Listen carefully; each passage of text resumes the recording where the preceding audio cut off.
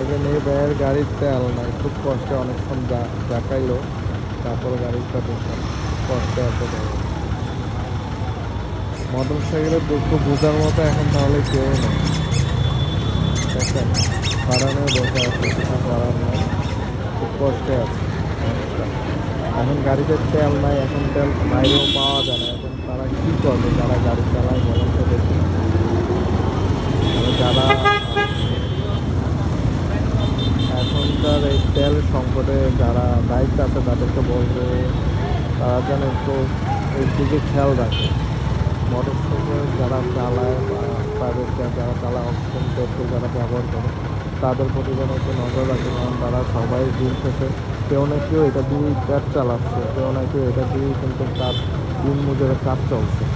আমি মনে করবো যে সরকার এদিকে একটু পদক্ষেপ নিলে ভালো হবে, যে এদিকে তেলটা যেন একটু ভালো সরবরাহ করা হয়, আর যারা মজুত করে তারা যেন এটাকে সবাইকে দিয়ে দেয়।